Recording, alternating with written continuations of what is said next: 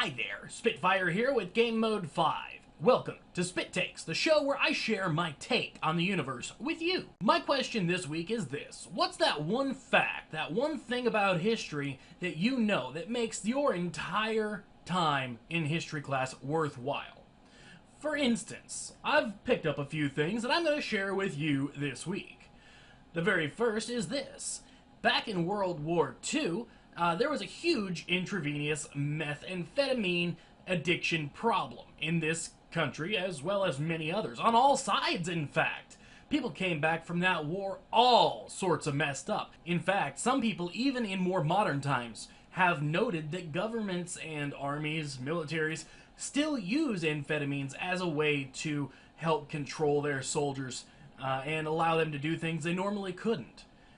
There are some very well-documented cases of this. If you don't believe me, you should definitely Google U.S. Air Force Go Pills. If you check it out, there are Go Pills and No-Go Pills for before and after your mission.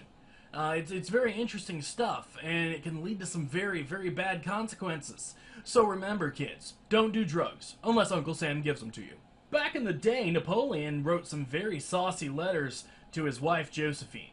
Now that by itself isn't really anything special, but it is very interesting to hear a very lauded military tactician go on and on about his wife's boobies. In fact, I seem to remember reading somewhere that Napoleon and Josephine would have very loud, scandalous sex when they had people in their homes staying. Not only that, but when the mood struck them, they were doing something. It was a very interesting thing in that there were even reports of Napoleon running after his wife naked in their house. Go figure. I kind of think that's a little bit sweet, don't you? And incredibly French. How dare you pick on Napoleon? Apparently you've never been stuck in a tent for months on end with Marines. Don't ask, don't tell. In ancient Egypt, when an attractive woman died, their family would actually let them sit around for a little while before getting sent off to the embalmers. The thought process at the time was that if they were bloated and stinky and smelly, maybe they would be a little bit less attractive to the people embalming them.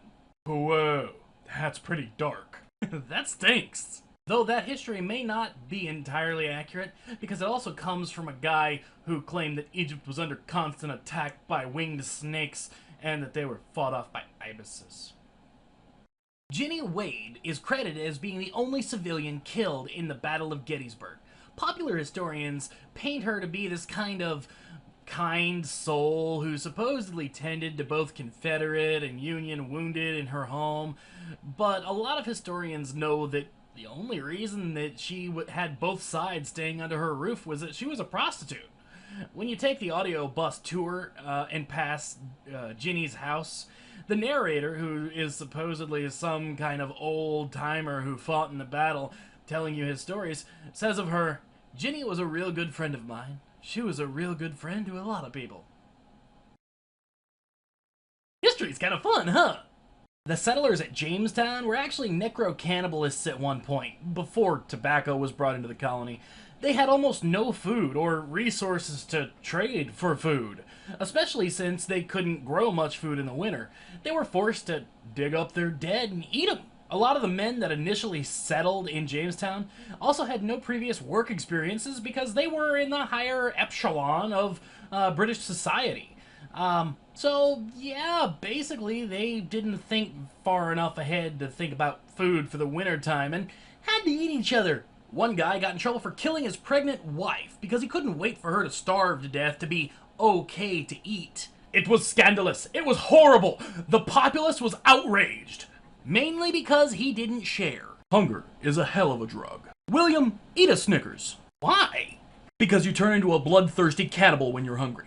See, that's definitely one of the things they just don't teach us in schools. I mean, they do talk briefly sometimes about people eating rats and mice and shoe leather and things like that, but not people. Part of that's because the archaeological evidence for cannibalism in Jamestown was only revealed this year. The funny thing is that, of course you wouldn't want to eat mice or rats in Jamestown.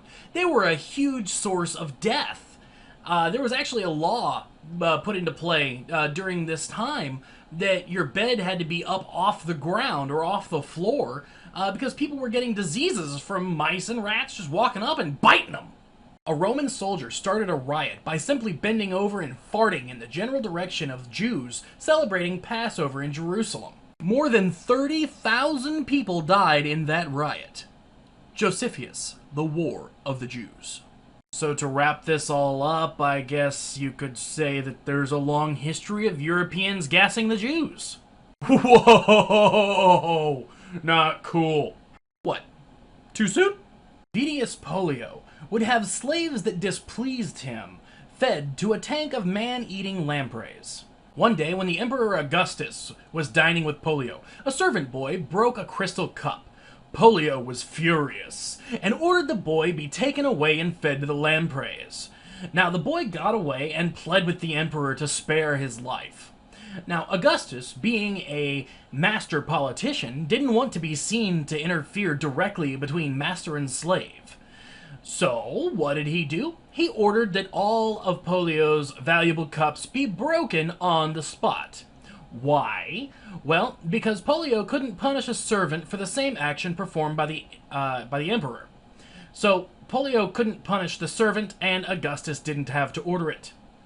On a related note, Polio willed his villa estate to Augustus to have a monument erected in his name. After Polio died, Augustus leveled the house and erected a monument to the emperor's own wife, Livia. Quite an interesting tale, but it doesn't quite measure up to the fart heard round the world. Descartes actually had a fetish for cross-eyed women. To make it even weirder, Joyce had a fart fetish. Even more, James Joyce had a scat fetish. A fetish that was deeply seated in the fact that as a child he was thrown into a sewer, aka a poop canal. A poop river, if you will. I also hear that he used to practice self-love while writing the smuttiest letter to Nora Barnacle.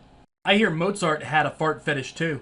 You're a weirdo, Wolfie. You're into powdered wigs and poop, and your cousin blew notes on your little magic flute. Your daddy issues make the Jackson 5 look like family circus. You might have been a genius, but you died baroque and worthless. Let there be no mistaking. Mozart knew his poop. Yeah, that actually makes a whole lot more sense. It's probably more of a gassy fetish or a scat fetish because he couldn't hear the farts. I wonder if he ever discovered the brown noise. On a completely different note, female hysteria was once widely regarded as a legitimate disorder affecting only women. It was relieved with a variety of measures, including the pelvic massage. Unfortunately, the poor doctors tasked with treating this disease for those lucky ladies often grew tired of performing their manipulations. In order to relieve their sore fingers and wrists, they invented the vibrator. The term hysteria actually comes from the Greek concept of the wandering womb, where it's thought that women are sick and unstable creatures whose uteruses would jam all over the place unless you pinned them down with a baby.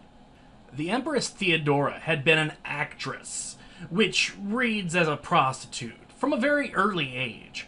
Her show apparently was a version of Leda and the Swan, which pretty much involved trained geese who would peck grain from her naked, voluptuous body.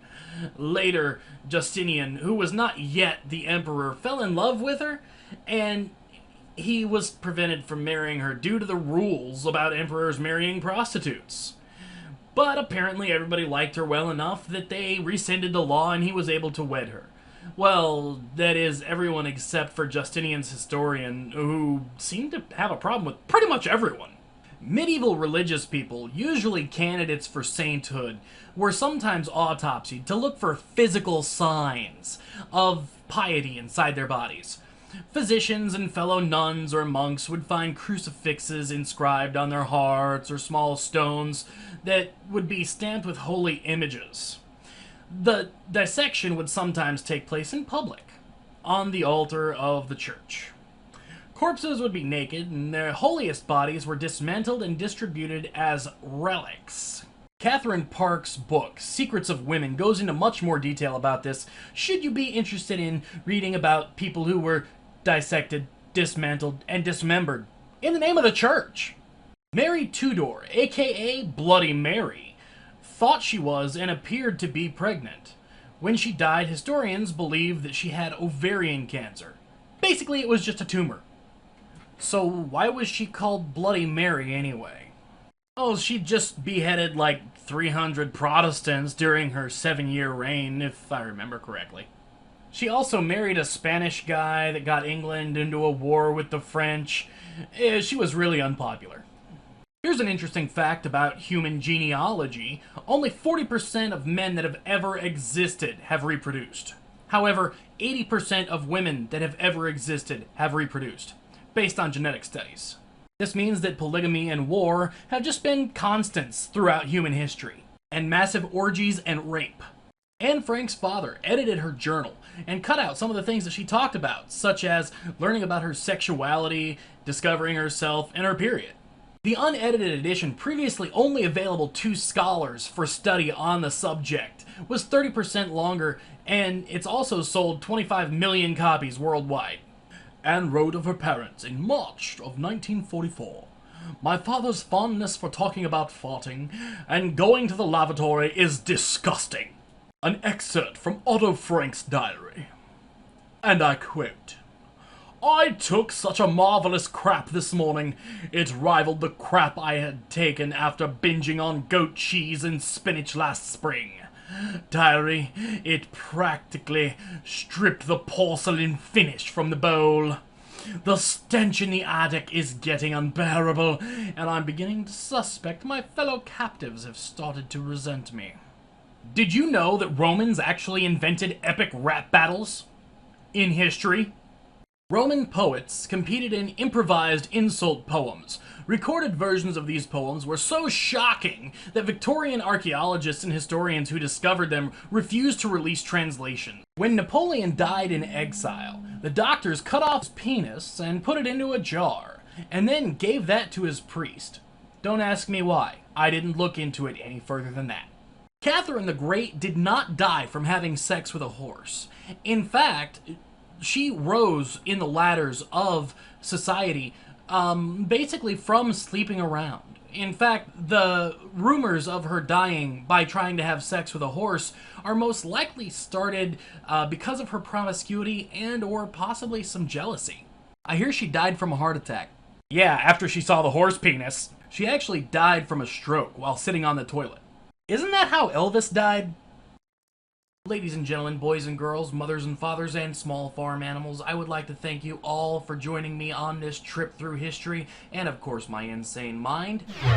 Till next time, I'm Spitfire with Game Mode 5.